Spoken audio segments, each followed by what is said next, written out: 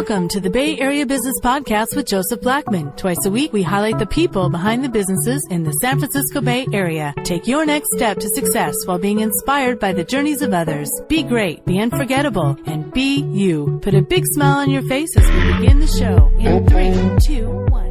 All right, welcome. This is the Bay Area Business Podcast, and I have with me today Nathan Brammier, the owner of CrossFit Adventure and Rethinking True Health. Rethink True Health. True Health. Yeah. Sorry about that. No worries. So Nathan, you have two things going on. Tell me about both of them and how they add value to the Bay Area. Absolutely. So I'm shocked that I have two things going on. I don't know what I was thinking. But I originally actually started off with a nutrition business and the CrossFit business as well. Found out it was a little difficult, so I kind of merged it into one, and then really just about 6 months or so ago, I branched off again with the nutrition and lifestyle business being the Rethink True Health. Okay. So CrossFit, for those of you that have not heard of CrossFit, it's getting pretty popular now, but it's a different way of looking at fitness and exercise. Most gyms you go to, you kind of work out for an hour and a half. CrossFit, you work out as a group, so there's that team kind of component to it, that community feel to it. Absolutely. Yeah. And the workouts are anywhere from 12 to 18 minutes, something like that. So you get your workout done fast. Classes are typically an hour, but you see a lot better results than you do from other gyms, really because you're doing what the body's meant to be doing. So people are seeing results very, very quickly, which is excellent. That's the whole point of it, is getting people healthier. And then with the Rethink True Health, I'm adding in that nutrition and lifestyle aspect to it. Not just nutrition. Nutrition's huge, but seriously, lifestyle in terms of sleep, the water that we're drinking, all that stuff plays a role into our overall health.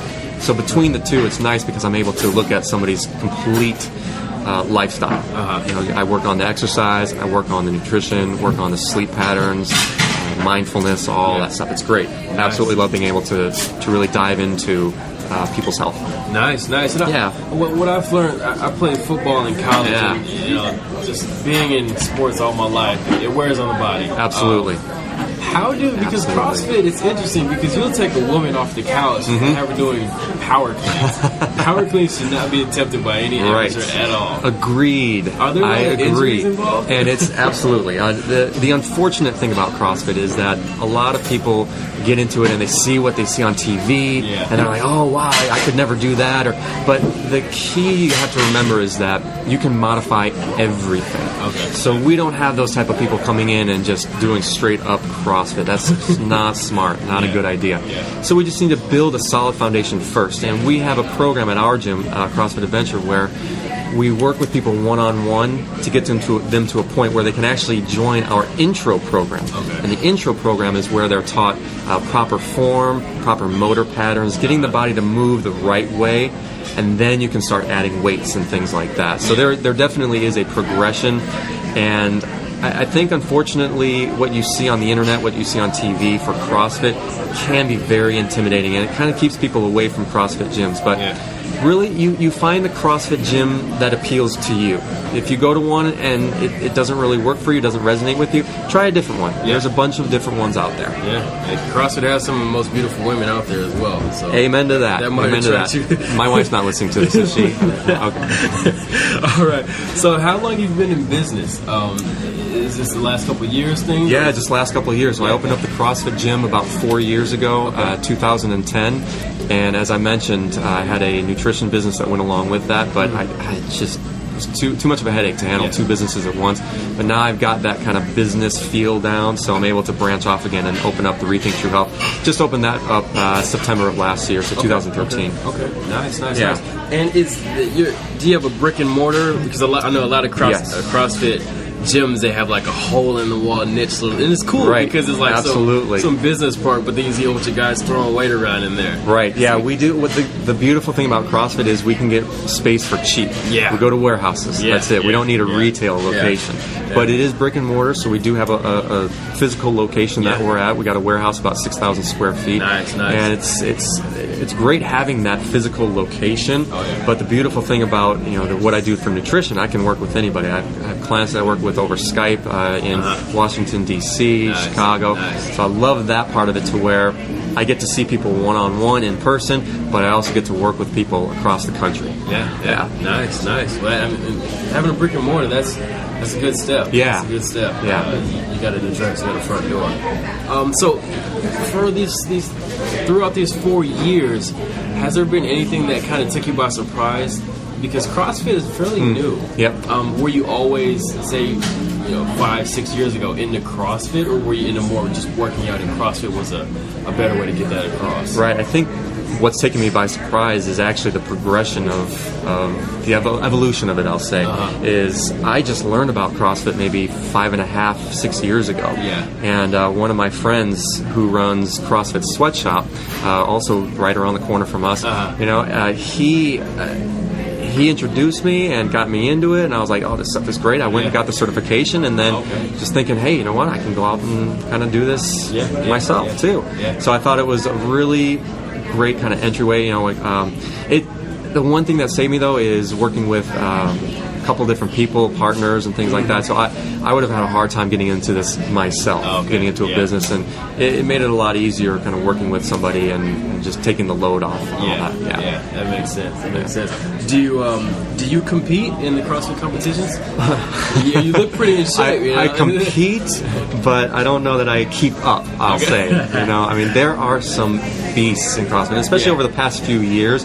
It has really, really progressed, and it's amazing to me. The athletes that are out there is incredible. So I do, when it comes time to kind of CrossFit competitions, I do like to compete, although I don't really do solo competitions anymore. I really like the team aspect of it. Explain the team competition. It's sure. Like a time where everybody has to get under. And well, what's nice is that different CrossFit gyms will host different competitions throughout the year. Some of them are individual, and some of them are team competitions where you either go with a partner or a team of 4 people. And that to me is just a lot more fun because you get to that camaraderie, you get to kind of work out with other people, and you can rely on other people, and it always pushes you a little bit harder when you know that other people are relying on you. Exactly. Yeah, it's a great time with that. That's nice. So there's CrossFit gyms everywhere. It's kind of a hot thing. I think over 6,000 affiliates worldwide now, something like that. So it's definitely growing. It's blowing. I don't think the bubbles came yet, but it's definitely pretty widespread. Yes. Do you watch your competition? Not the guys you're competing against. With gyms, in terms of gyms and everything. Honestly, I feel that we don't have competition. We don't. Okay. And I think that's a really healthy way to look at business in general. Is we do stuff different than every other CrossFit gym out there. And every other CrossFit gym does something different than we do. Yeah. So we each kind of have our own little niche, and that's what I love about CrossFit is that we're just affiliates. It's not a franchise, so we don't have to do the same thing that other gyms do. True, so we can do whatever we want, and that really is a blessing. It's really nice. So, there's another CrossFit. I'm naming all the competition that we have around the corner. Diablo CrossFit, they're right around the corner from us as well. Okay. They are known for their competition aspect. I mean, if you want to compete in CrossFit, that's the place to go. Somebody that does well at Diablo probably wouldn't do well at our place. We cater more to the families and the people that, like you mentioned earlier, are just kind of getting off the couch and they just want to get healthy. So I really feel that each CrossFit has its own niche, so we don't really have competition, which is excellent. And then we're completely different from other big gyms like 24 Hour Fitness, Crunch, those sorts of things. So we don't even really compare ourselves to them. Are those gyms like shaking in their shoes because they see all these niche gyms popping up? Like the big gyms, I think Fitness. Absolutely they are. Right? They really are. And again, we're not doing it to compete with them or anything like that. We're just kind of doing our thing. But I think it's just a different type of member that goes to these different gyms. I think with the 24 Hour Fitness, they offer such a cheaper program. You kind of go in, you need to do it on your own. Do your own thing. Whereas something like a CrossFit, it is more expensive, but you're getting that personal training along with the group feel, and you're getting the instruction. What got me into CrossFit, and again, it was CrossFit Sweatshop that got me into CrossFit, was the fact that I went to the gyms And for that hour, I could forget everything. Yeah. I was catered to. The workout was written up on the board. Yeah. I had somebody instructing me, and then I got to do the workout myself, and it was just nice. My day was forgotten for that 1 hour. It was excellent. Nice. Whereas I went to other gyms, 24-hour fitness or something like that. You go there and start looking around. Yeah, it's like, okay, what do I do today? I don't, it's my bison tries day. Yeah, so you got the guy in the corner making all the noise. Right, right, absolutely. Yep. Yeah. Nobody likes that guy. Don't be that. Nope. So, what does growth look like for you? Is it a bigger space, or is it more people in your space? Yeah, to be honest, I think growth for me is more along the lines of business IQ growth. Okay. How can I better utilize the space that we have?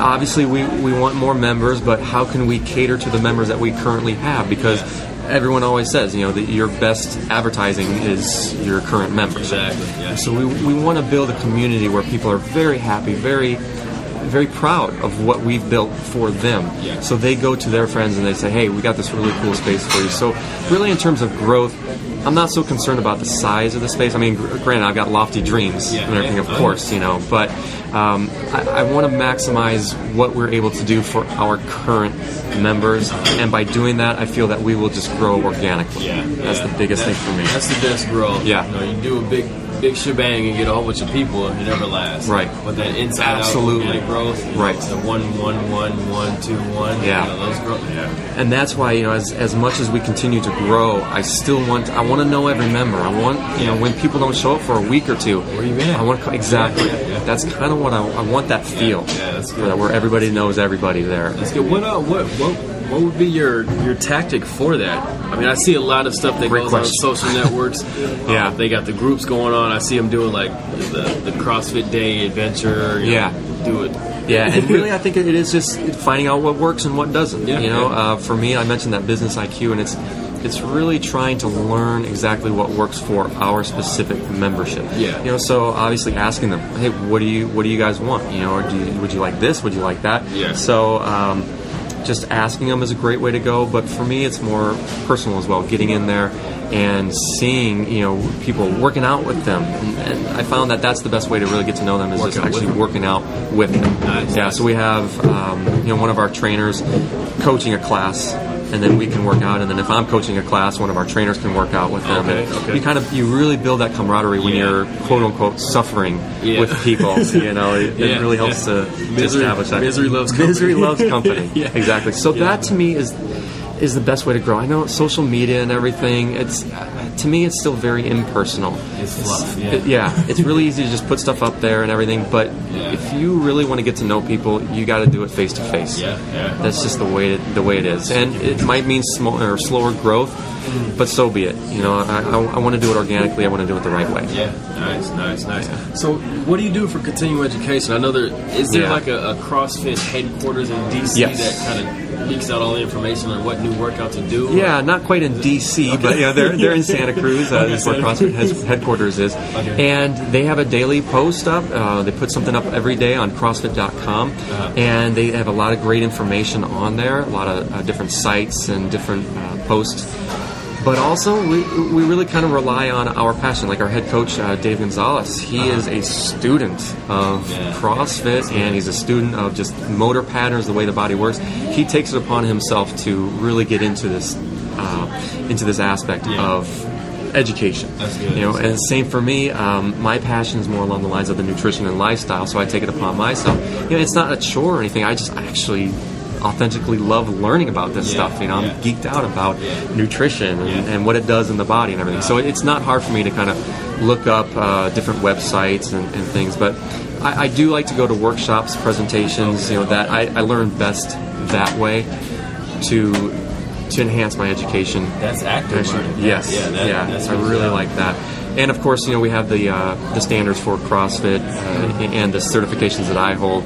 We need to have those continuing education credits that we have to keep up with and everything. So, but again, it's not hard to do because we actually enjoy learning about this stuff. Okay. So, what would you tell a young 18-year-old kid fresh out of high school? He wants to be a CrossFit coach or certified. What would he have to do? Honestly, I think just go to a CrossFit gym for a while, experience it. See the different people, see different motor patterns, see how people are affected by different weights and things like that. Really get to be a student of CrossFit itself, and then go to the certification. I think too many people, CrossFit's the next big thing, I'm going to go get certified. And it's just, if you go to a certification, it's a weekend long, and you get so much information in a weekend, you're not going to remember it all. So if you're exposed to a little bit, you get to know the terminology, you get to know some of the movements and the lifts. If you get to know that first, then you go get the certification, I think you're going to retain a lot more. Okay. Yeah, that makes sense. Yeah. Makes sense. What's your youngest customer?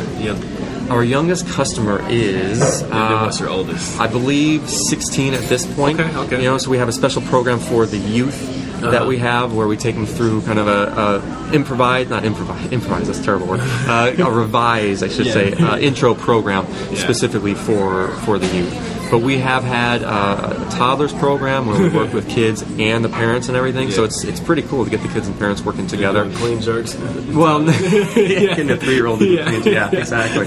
But we are right now working on kind of an educational type kids program. So we don't currently have a kids program, but we kind of had to shelve that for now, because what we want to do is come out with more of an educational type program where kids come in, the parents are working out, the kids are kind of doing some tutoring classes and all that, and then we get them working for maybe half an hour or so. That's we cannot wait for that to get going. It might be a while, we're kind of working on it, but we're really looking for that. And then the oldest, I think you mentioned as well. The oldest member that we have had was, I believe, 78 at the time, so we had him coming in there, and it's amazing because he had some serious issues with just movement. He's still active, working at his business as a cabinet shop, so he really needs just some exercise to get the body moving, get the blood flowing. And we talked about modification earlier. With someone like that, we're going to modify everything. No front squats. No, not too much. But the beautiful thing is that you can modify everything. You really can. Every movement can be modified. You can work with everybody. That's true. So what? Rethink True Health. I can tell that's your passion. Absolutely. How do you? What would a customer get from you in that regard? So rethinking their health. So the way I got to that name was Rethink True Health. It's just to kind of question conventional wisdom. Because conventional wisdom has led us down this path where you look around and we're not getting any healthier, just by doing all the things they're telling us to do. And so we need to take a step back and kind of rethink what's going on. That's true. And so for me, I work with individuals, I work with groups and everything, and I love that, but I really want to get the word out even more. And so I just started a podcast just a few weeks ago, and that to me is my ultimate goal, is to go with the podcasting. And really everything's free right now. So I'm not really working, for money at this point. I just want to build up that following. I want to get this message out there, because we can affect so many people with podcasts, with blogs, and everything like that. So that's my ultimate goal, is to work with, or at least get as many people questioning conventional wisdom as I can. What's your I guess main raised eyebrow about what you see today? Like what? Because you hear about the whole gluten movement and how spot reduce and all this. The biggest kind of I get is eat fat. I tell people to eat more fat. Eat fat. Eat fat. You want me to eat fat? I want you to eat fat. Absolutely. That is the biggest misconception I think that's going on today, is this low fat, low calorie craze that we're on. And again, I ask people, look at what we've been doing up until maybe 1920 or so. We're eating full fat everything, full fat milk, bacon, sausage. Diet, nothing. Right. Ask your grandparents what they were doing. Inevitably they were eating full fat. And it wasn't until maybe the 40s, 50s is when we started eating low fat, low calorie, and we continue to get worse and worse and worse. If you eat fat, you're going to be satiated. It's just satiated, so you're not going to be hungry throughout the day. It's going to keep you full throughout the day, and that'll keep you from those sugar cravings. People come to me, I got sugar cravings, something nasty, and honestly, start eating more fat. And when I tell people that, I mean go for it. I get people that are like it's gonna be a decent fat, you know, but they put on maybe a teaspoon of olive oil extra on their salad and say, oh, look at me, I'm eating more fat. No. I'm saying go for the bacon, go for the eggs, you know, find the best quality possible, of course. If you eat a low quality bacon, it's going to be bad for you. But good quality food, good quality fat, it's going to be fantastic for you, and it's going to be so healthy for you. You're going to feel satiated. You're going to have more energy throughout the day. No headaches, no fatigue. And that's the thing. Just eat more fat, really. Do you buy into the whole grazing type No, of I don't. Okay. So I don't. I used to. I did, and I used to eat 6-7 meals a day. And I was starving all the time. It wasn't until I started eating more fat that I wasn't hungry throughout the day, so I only needed the 3 meals a day. And really, people should not be snacking. It's interesting that you bring this up, because this is exactly what I'm going to be talking about on my next podcast next week coming out. All right. So what it is that when you constantly eat, when you graze through the day, you basically create more work for the liver. The liver's not meant to constantly work throughout the day. It needs a period of metabolizing food, digesting food and all that, and then a little break period, a couple hours of a break. So when you constantly are eating, you're just creating more work for the body, which breaks down the body. Gotta be careful of that. That makes sense. Yep. That makes sense. All right, so what do you do locally to give back? For me, I'll tell you, my mission statement is really to give people the energy and the vitality that they need to find their passion and start living their passion, so that they can then reach their goals and dreams. And right before I came here, I actually got off the phone with somebody that I'd never met. I just kind of met them online a little bit. They asked me if I could kind of talk to them about just what I do and how I got to that point. So she was kind of looking to get into the fitness and health industry. So for me, I get this thrill out of helping people to find their passion. And I can do that through nutrition and lifestyle, but hey, if I can also do it through telling them my experience, absolutely. I get a huge kick just knowing that I was able to help somebody find their passion. And I say that because I was stuck in the rut. I was in that rut. I was frustrated. I was going to a job I hated in the pharmaceutical industry, organic chemistry. Ugh, that's a snooze fest. Absolutely. I was miserable. I really was. And I was so scared to just kind of break free of that and start following my passion. But I would do it one step at a time. It took me years. It took a long time. But I got out. I got out of that rut, and I'm finally now living my passion. And that's it.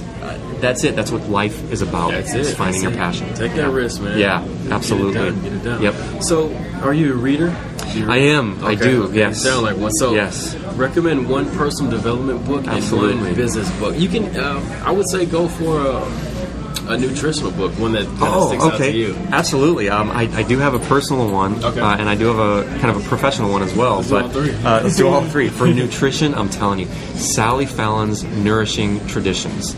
It is my Bible, basically. She's amazing. She opened my eyes to a whole world of nutrition and lifestyle. It's amazing. What it is actually is a cookbook, so a lot of recipes in there, but it also has a lot of just nutritional tips and tidbits and things like that. A lot of education you'll get out of that book. So it's a fantastic book to get into. Personal development. Viktor Frankl's Man's Search for Meaning. That's a great one. And really, what I liked about it was just that one line where he says, instead of kind of asking what you can get from life, you should be asking what you're supposed to be doing for life. Instead of kind of expecting something from life, it's what is life expecting from you. And I think that's a great way to find your passion. Because I've dealt with a lot of people that I ask them, well, what do you want? What's your passion? I don't know. That's their answer. And so in order to answer that question, I think people need to start asking, what is life expecting from me? And that's huge in terms of finding your passion. That's huge. For business, I really actually like, it's an older book, well, not older, but just a few years older, Crush It by Gary Vee. And I haven't actually had the chance to read that book. I've listened to that one on audio book, and I really liked it because you get to know him personally as he's reading his own book. And I think there are some things on that audiobook that aren't necessarily in the book that he kind of talks about, and he even mentions, I should have mentioned this in the book, that just some kind of personal things and things that are important to him. And so it really spoke to me because you could see his real side. I think if people are reading a book, and if you've ever watched his videos, he kind of comes off as very brash and maybe even a little arrogant. Yes. But in listening to him read that book, he sounds very genuine. Like he really cares about helping people. And I thought that was cool. And I really got a lot out of that particular book. Good stuff. So how can we find more about you? Go ahead and say your Twitter's, Facebook's, LinkedIn. Great. So CrossFitAdventure.com, and Twitter is CF Adventure. Facebook is Facebook.com/CrossFitAdventure. Okay, so all CrossFit. Basically, Google CrossFit Adventure, you'll find it exactly. And same thing with Rethink True Health. It's rethinktruehealth.com. You'll find my podcast on there. Actually, if you go to iTunes, just search for either my name, Nathan Brammier, or Rethink True Health. You'll find my podcast there. And then the Facebook, of course, is Rethink True Health. And then Twitter and Pinterest are Rethink Truth. Okay. Couldn't quite fit Rethink True Health on there. So I'll find them all, put them on the show notes. Exactly, yeah. Perfect. Good stuff. Yeah. And a little bit about your podcast. So creating content is huge. Yes. We both, I guess, agree on that. Right. So with you creating the content, do you feel that you can be the industry leader? Oh, absolutely. Yeah, absolutely. There's no doubt in my mind.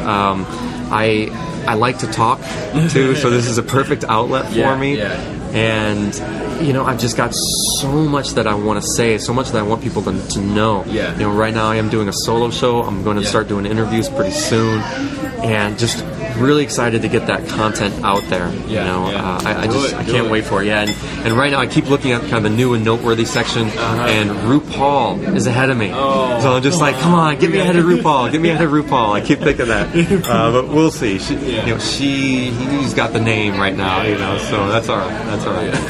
But as far as industry leader, absolutely. There's a lot of peers that I have that are in, and I would love to I kind of envision myself just sitting down and chatting with all of them. There are some smart people in the circles that I run in, and I'm amazed by these people, and I'd really love to just sit down and chat with all of them at some point and interview them as a peer. I can't wait for that day.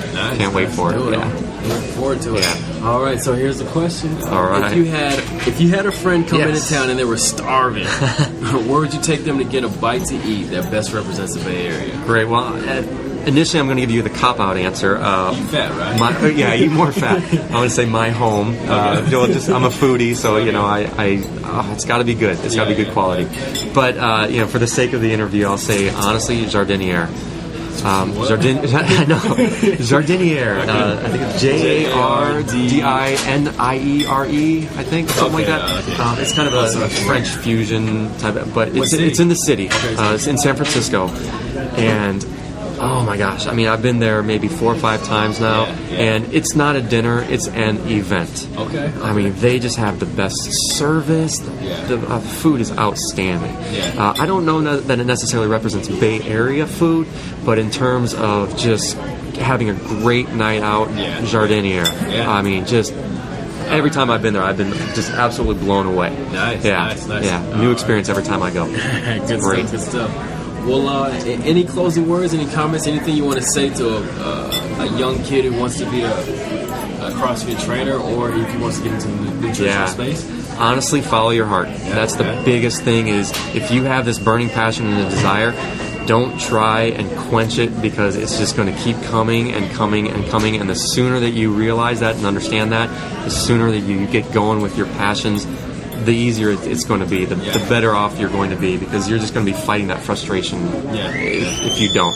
And so just follow your dreams, follow your passions, and you'll be fine. Nice. Well, you guys heard it here. Just want to say thanks for taking the podcast with us. I'm pretty sure our listeners got some great takeaways. Great. Check in the show notes. You'll see all of his links, and check him out. He's got a good thing going on over there. Stay in shape, eat fat. Eat fat. Absolutely. Don't graze. We're not cows. All right, Nathan, thanks for the interview. Absolutely, my pleasure. I'll see you at the top. Thank you.